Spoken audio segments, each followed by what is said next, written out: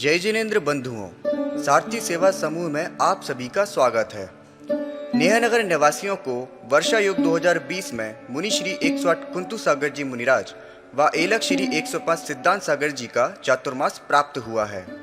धर्म लाभ हेतु एलक श्री 105 सिद्धांत सागर जी आचार्य समंत्रबद्ध स्वामी द्वारा रचित स्वयंभू स्त्रोत की कक्षाएं ले रहे हैं, जिसे आप सभी सारथी सेवा समूह के फेसबुक पेज या यूट्यूब चैनल पर प्रतिदिन प्रातः 8 बजे देख सकते हैं।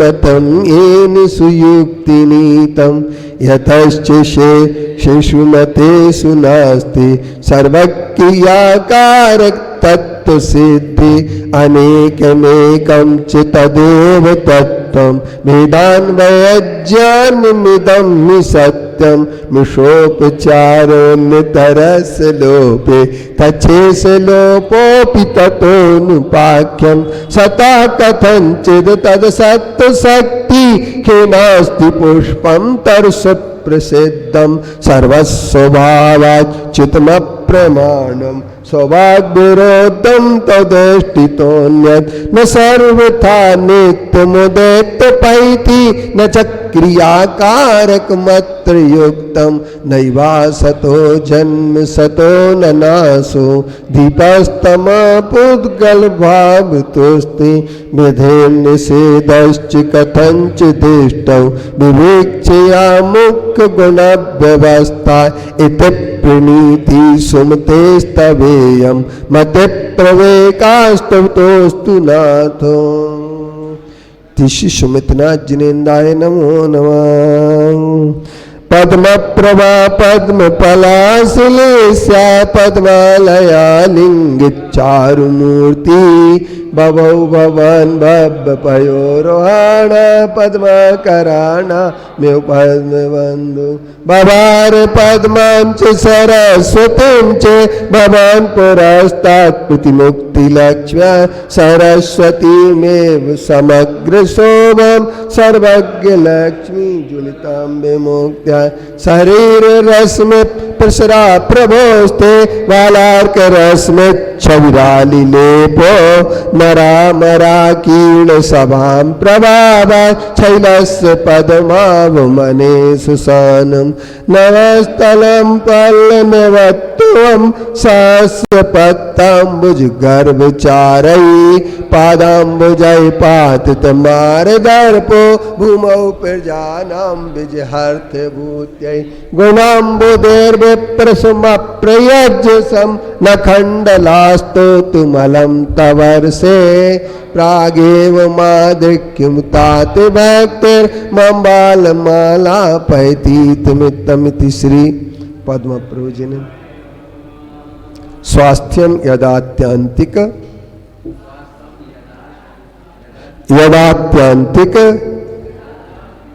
मेष पुंसाम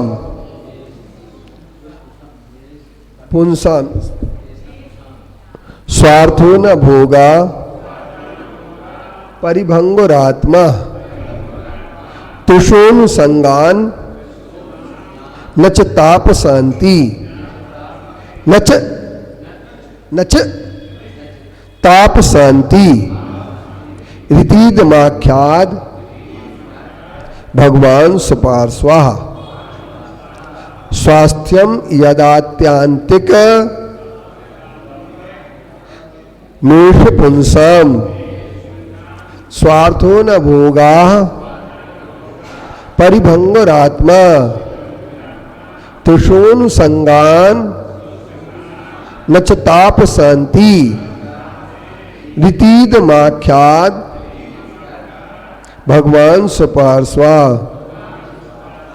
अजंगमम जंगम नेय यंत्रम यथा तथा जीव धृतम शरीरम बीभत्सपूति क्षयतापकम चे स्नेहो वृथातेति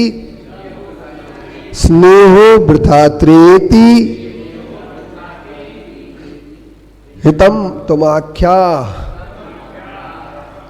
अजंगमं जंगमनेयंत्रम्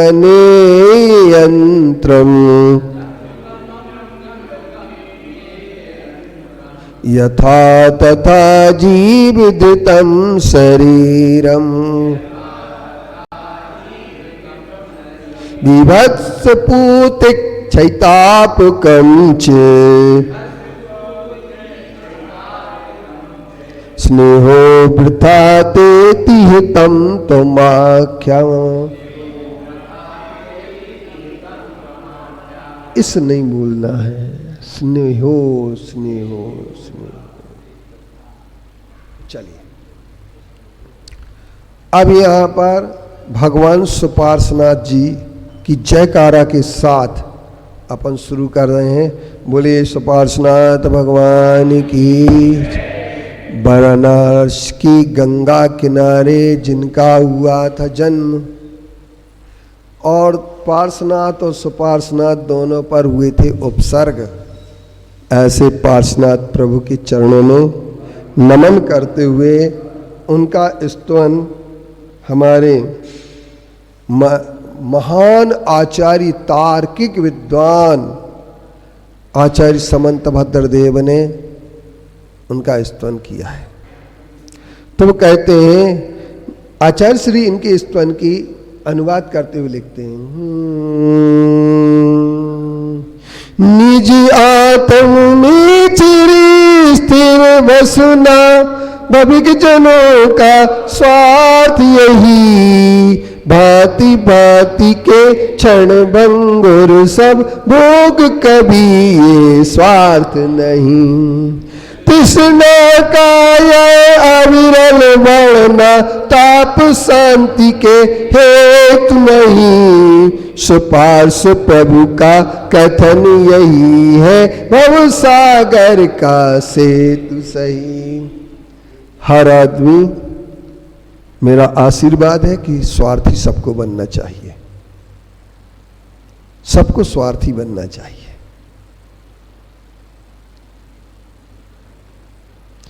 हमारे चंद्र कुमार जी सिर हिला रहे हैं और मेरे बारे में असहमति जाहिर कर रहे हैं। डॉक्टर हैं, इनकी बात का मैं बहुत बहुत सम्मान करूंगा, पर मैं एक बात बता रहा हूं कि स्वार्थ शब्द बना कैसे है और स्वार्थ में हम भटक कहां गए।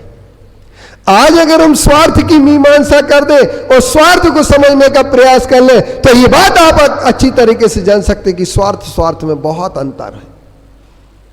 स्वार्थ क्या है? स्वस्य अर्था स्वार्था, स्वस्य प्रयोजना स्वार्था। अपना जो प्रयोजन है, अपने लिए जो कुछ किया जाता है वो स्वार्थ कहलाता है, और जो दूसरे के लिए करते हैं वो परार्थ कहलाता है। तो आज तक यह जीव कभी भी स्वार्थी नहीं बन पाया है। यदि सच्चे अर्थों में स्वार्थी बन जाए तो इस जीव का कल्याण जरूर हो जाएगा। अब बात ये आती है कि हम भोगों के स्वार्थी बने।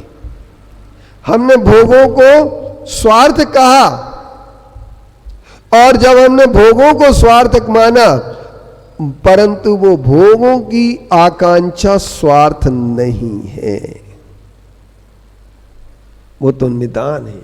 भोगाकांक्षा निदानम, भोगाकांक्षा का नाम निदान होता है। मेरे प्रिय बंधुओं, आप सब लोग जितने यहाँ पर भगवान महावीर स्वामी के भक्त हैं वो स्वार्थी जरूर बनना। अब हमारे सारथी ग्रुप ने लिखा है स्वार्थी नहीं सारथी बने, तो इन्होंने आचार्य समंत भद्रदेव की बात को नहीं समझा। अब ये लोग मिटाने लगेंगे, पर मैं इनसे कहूंगा मिटाना नहीं, मिटाने की जरूरत नहीं, बदलने की जरूरत नहीं। पर स्वार्थी कहते कैसे हैं? स्वार्थ के साचे परमार्थ के साचे, साचे साचे बेन कहे सच जेन मती है, काहू के विरुद्ध नाही पर जाए बुद्धि नाही।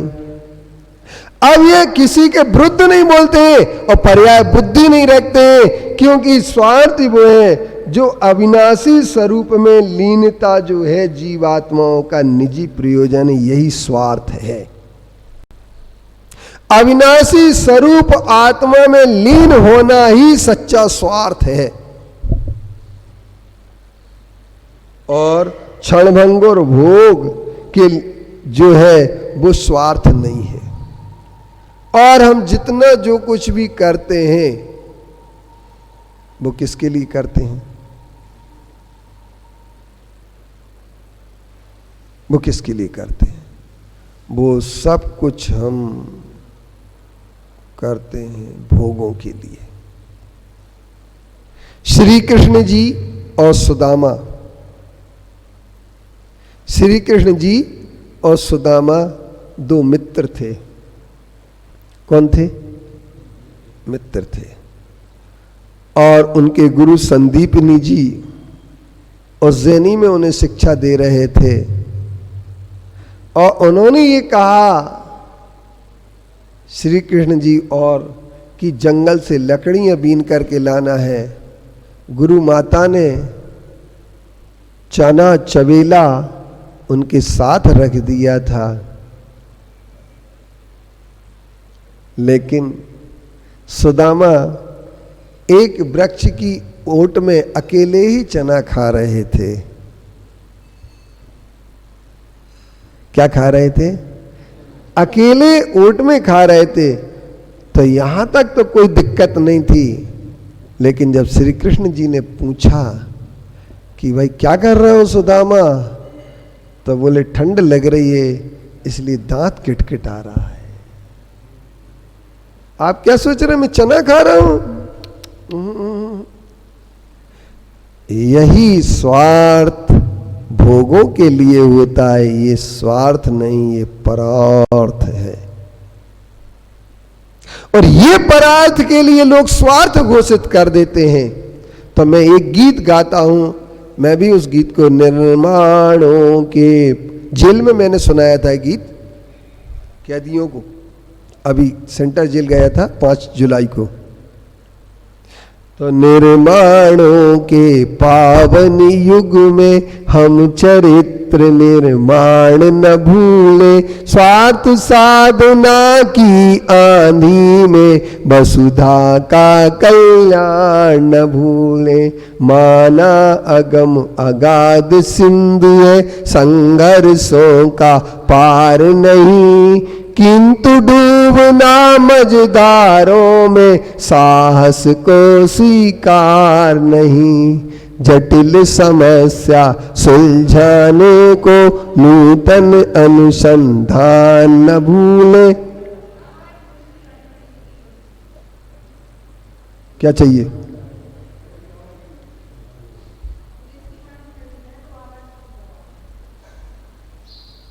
तो खड़ी रहने दो, आ जान दो।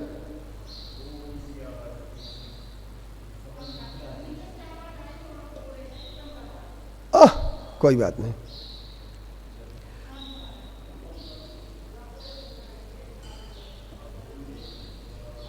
खड़ी है, आ जान दो ना ऊपर, वो भी सुन लेंगे।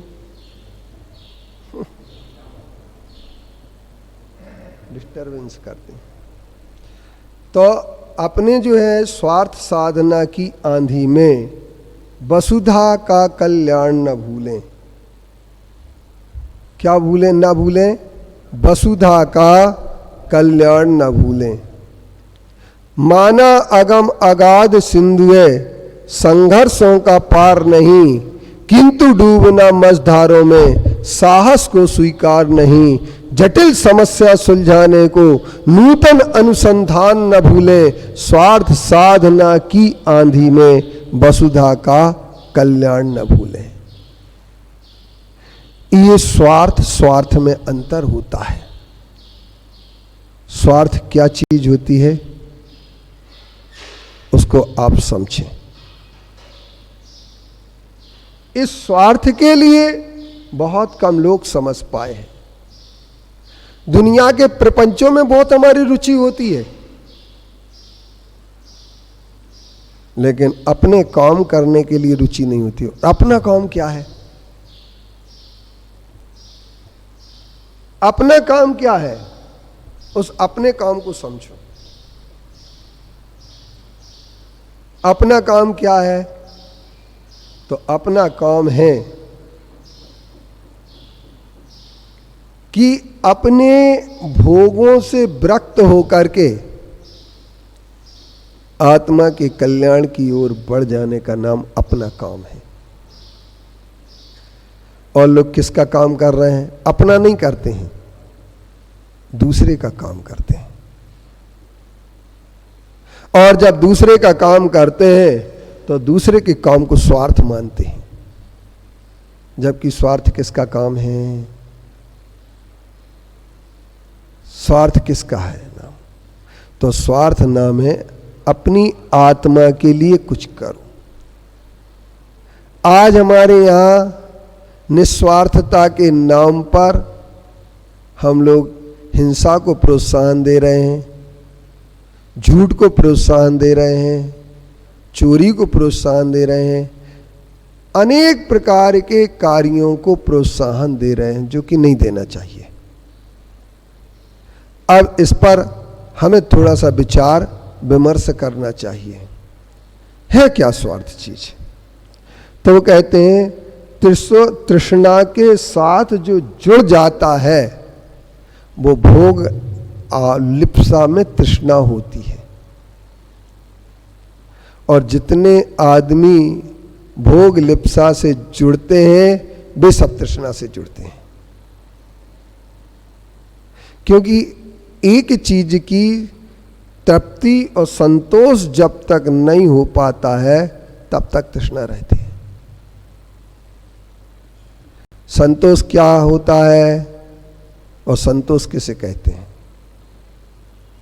आदमी जितना मिलता है उसमें जब तुष्ट हो जाता है वो कहलाता संतोष। लेकिन आदमी अपनी थाली में नहीं देखता है, दूसरे की थाली देखता है। और जब दूसरे की थाली देखता है तो वो वितृष्णा कहलाती है। ईर्ष्या वहीं से पैदा होती है जहां स्वार्थ का रूप बिगड़ जाता है। जहां स्वार्थ का सही रूप होता है वहां कभी भी रूप बिगड़ता नहीं।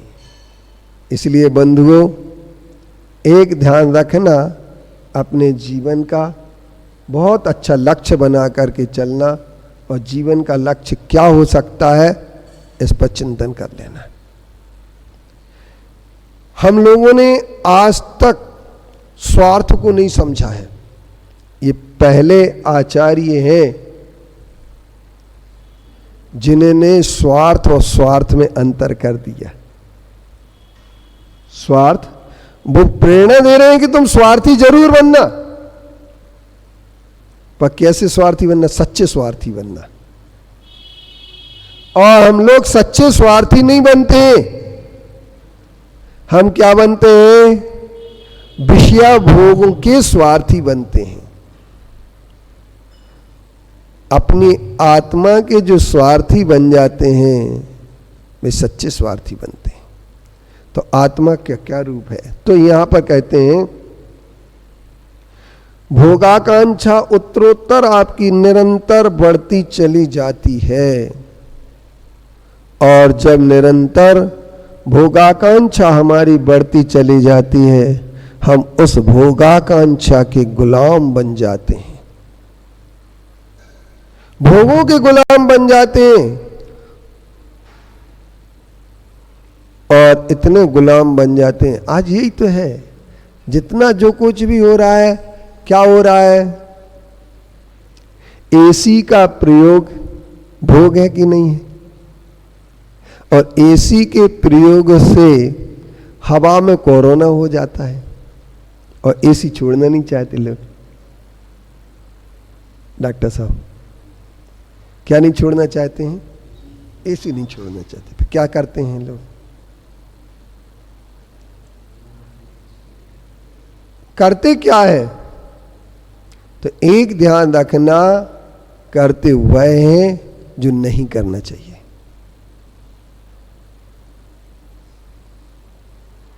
जो क्या नहीं करना चाहिए? डरते वो हैं जो अपराध करते हैं,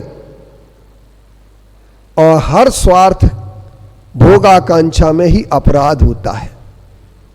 एक छोटी सी बात मैं आपको बता दूं, आप लोग खूब गौर कर लेना। एक चक्रवर्ती हुआ है,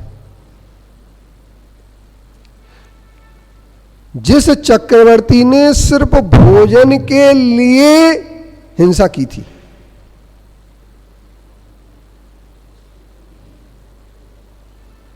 किसके लिए हिंसा की थी? भोजन के लिए। और चक्रवर्ती था।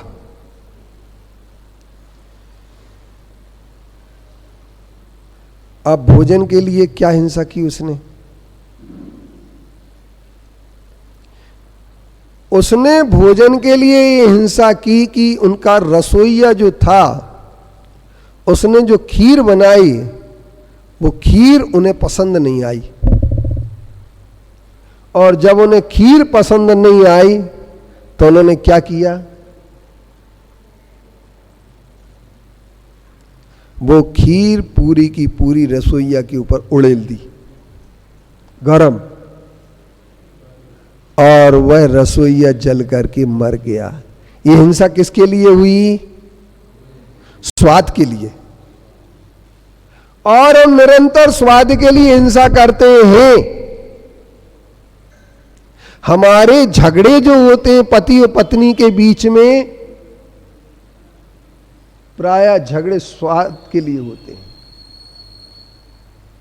किसके लिए होते हैं? स्वाद के लिए होते हैं। और स्वाद के लिए झगड़े क्या होते हैं?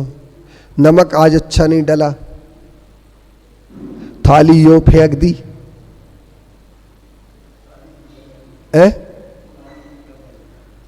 मनोज जी फेंकते कि नहीं फेंकते? आप तो क्या नहीं फेंक सकते हो, क्योंकि हर कोई थाली फेंकने के लिए आजकल दम चाहिए। क्या चाहिए? दम चाहिए थाली फेंकने के लिए। और एक और मैं बात बता दूं कि जब थाली फेंकते हैं ना, और उस समय हम अपमानित किस चीज को करते हैं? जबकि भोजन का एक नियम है। जैन दर्शन में भोजन मंत्र तो नहीं है, लेकिन वैदिक परंपरा में एक भोजन मंत्र है। और जैन परंपरा में भोजन मंत्र जरूर नहीं है, लेकिन एक भावना जरूर है, भोजन भावना। कहा भाई तुम कितने बार उठो? हरी साड़ी कितने बार उठो भाई? इतने आई फिर इतने जा रही, फिर इतने जा रही। अच्छा, तो डिस्टरबेंस भी होता है।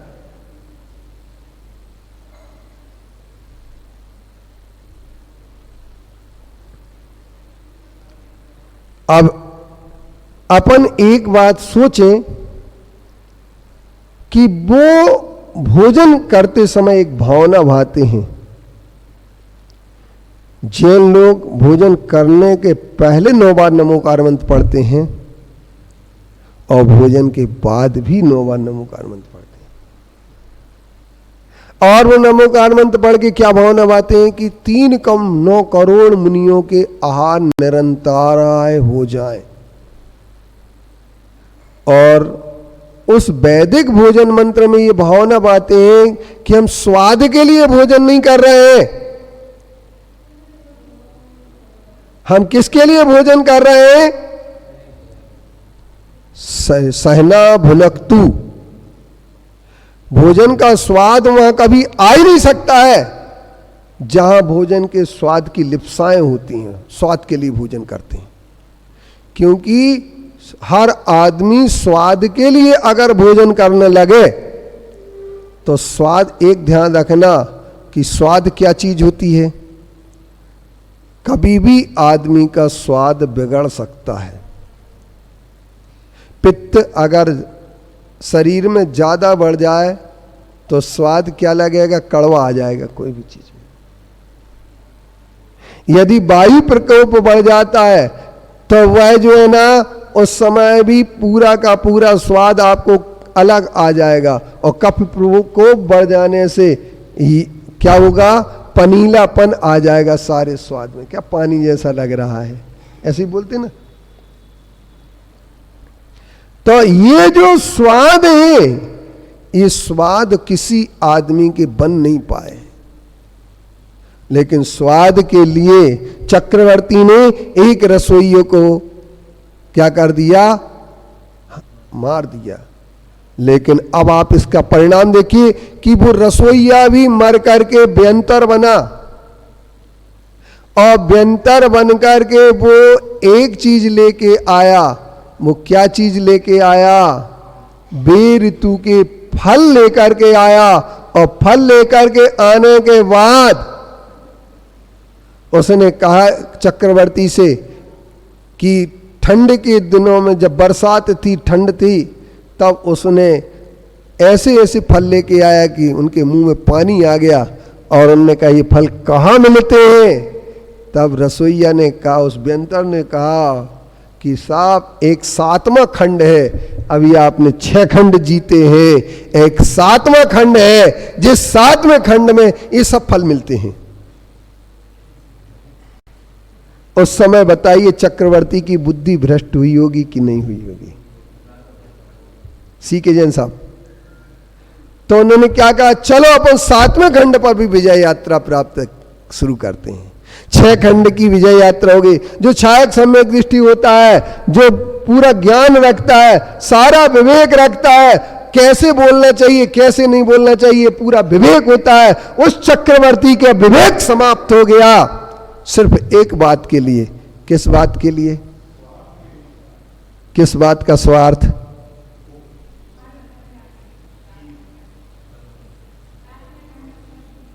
है? 7वें खंड की तो बात पहले तो स्वाद के लिए शुरू हुआ ना, और स्वाद के बेऋतु के फल देख करके मुग्ध हो गया कि ये फल कहां मिलेंगे। तो 7वें खंड जाने की बात सोच ली, जबकि 7वां खंड कोई होता ही 6 खंड के राजा होता है। अब 6 खंड के राजा को 7वें खंड की अगर तृष्णा हो जाए, जो होता ही नहीं है, उसकी तरफ बढ़ जाए, तो इसका मतलब क्या हुआ, इसका मतलब यह हुआ कि वास्तव में स्वार्थ वहीं पर हो जाता है जहां भोगाकांक्षा होती है। वो परमार्थ से जुड़ा हुआ स्वार्थ नहीं होता है, वो सिर्फ भोगों के लिए स्वार्थ होता है। मेरे लिए मिल जाए खाने, दूसरे को मिले या ना मिले, इससे मुझे कोई मतलब नहीं, हमें मिल जाना चाहिए, हमें सब चीजें प्राप्त हो जाना चाहिए। लेकिन एक ध्यान रखना, सबसे ज्यादा बीमार वो होते हैं, तो शरीर बीमार नहीं होता है, पहले मन बीमार होता है। इसलिए जब मन बीमार हो जाता है, तो मन की बीमारी को दूर करने का उपाय एकमात्र है कि तृष्णा को रोका जाए। ये वैराग्य से भरा हुआ सुपार्श्वनाथ भगवान का स्तवन है, और ये सुपार्श्वनाथ भगवान का स्तवन कौन क्या करेगा। एक ध्यान रखो, डर उनको लगता है जो अपराध करते हैं, उनको कभी डर नहीं लगता है जो अपराध नहीं करते हैं। और अपराध व्यक्ति क्यों करता है, जब स्वार्थ से भ्रष्ट हो जाता है तो अपराध करता है।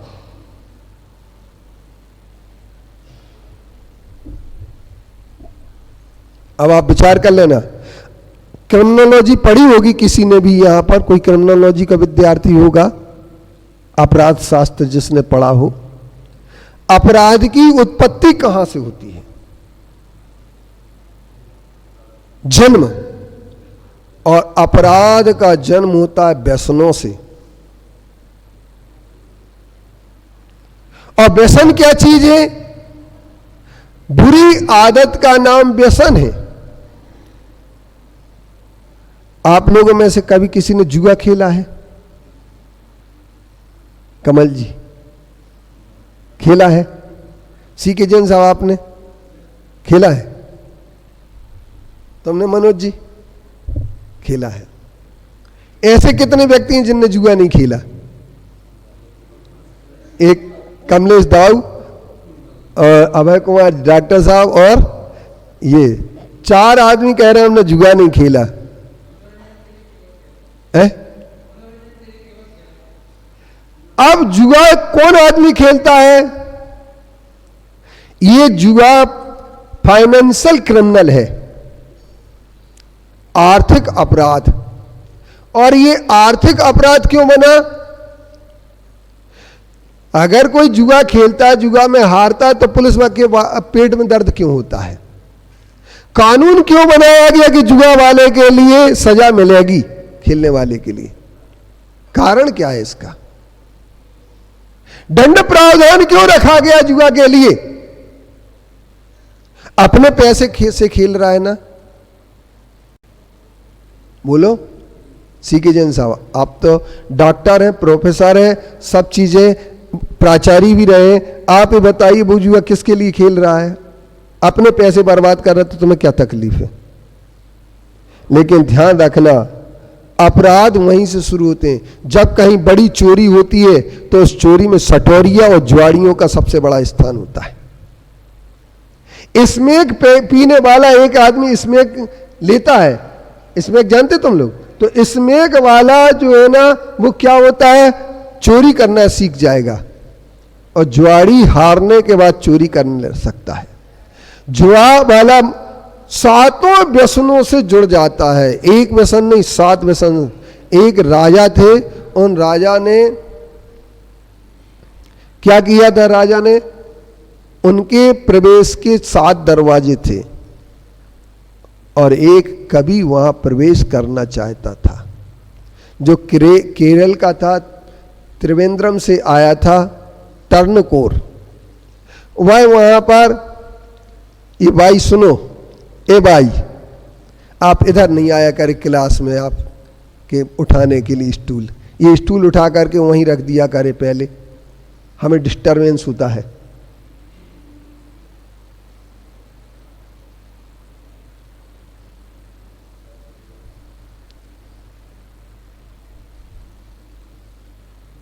तो एक ध्यान रखना, मैं क्या बोल रहा था, क्योंकि लोग समझ रहे हैं कि महाराज जी रटा रटाया बोलते होंगे, इसलिए डिस्टर्ब करेंगे तो अभी चल जाएगा, लेकिन ऐसा नहीं है। रटाया रटाया अशोक मंडी नहीं बोलते हैं, क्या नहीं बोलते? रटा रटाया। इसलिए ध्यान रखना, हम भी कमजोर मानव हैं, हमारी भी आपकी गतिविधियों से बुद्धि प्रभावित हो सकती है, स्मृति प्रभावित हो सकती है। चले तो 7 दरवाजे थे। जब कभी वह पहले दरवाजे में पहुंचता है तो वो कहता है हम राजा से मिलवा सकते। राजा से मिलना था कवि को, पर तुम एक काम करो, पहले शराब पी लो, हमारे साथ बैठ करके हम फिर मिलवा देंगे। उन्होंने कहा नहीं, मुझे नहीं मिलना है ऐसे राजा से कि जो शराब पी करके मुझे राजा से मिलना पड़े। फिर दूसरे दरवाजे पर गए तो उसने कहा भाई आप हमारे साथ एक जगह चलो, मांस खा लो, फिर हम तुम्हारे लिए। तीसरे दरवाजे पर पहुंचता है तो वो कहता है कि कुछ नहीं, थोड़ा सा अपन चले उपवन में, 1-2 खरगोश मार के शिकार खेल करके आते हैं, फिर हम तुम्हें राजा से मिलवा देंगे। फिर एक कहता है यार मेरी एक गर्लफ्रेंड है, उसके तक आप और हम दोनों चलते हैं, मिलाते हैं, फिर इसके बाद हम तुम्हें राजा से मिलवाते हैं। फिर वो कहता बेश्या है मेरे एक, मैं उनके यहाँ हुआ हूँ और तुम भी चलो, ऐसा आराम करके शौक करके आ जाओ, फिर अपन राजा से मिलवाते हैं। 6 जगह गया, चोरी करने के वाले ने भी राजा से मिलने की बात की, चोरी करके उसने मना कर दिया। लेकिन जब 7वें दरवाजे पर वो पहुंचता है तो वो कहता है सिर्फ 3 पत्ती खेल लो अपन और फिर राजा से मिलवा देते। कभी सोचता है 3 पत्ती में क्या दिक्कत है, खेल लो, है? बुरा लगेगा। वह 3 पत्ती खेलने लगता है और राजा के साथ 3 पत्ती जब खेलता है, बस वह पैसा जीतता है। जीतने के बाद बहुत पैसा जीतता है और जुआ में ही इतना तल्लीन हो जाता है कि वो सब चीज़ों को भूल जाता है और परिणाम ये आता है कि सातों के सातों व्यसनों को अपना लेता है। एक ध्यान रखना, स्वार्थ नाम किसका है? स्वार्थ नाम किसका है? तो भोगों की आकांक्षा का नाम स्वार्थ है और 100 आत्मा के अवलंबन लेने का नाम स्वार्थ है। जो सच्चे सुख और सच्ची शांति और सच्चे आनंद की आकांक्षा करते हैं वे सच्चे स्वार्थी बनते हैं। बोले पंच परमेष्टि भगवान की, आचार्य कुंद कुंद गुरुदेव की, आचार्य गुरु विद्यासागर मुनि महाराज की, मुनि श्री कुंतु सागर महाराज की। जावाणी के ज्ञान पे सूझे लो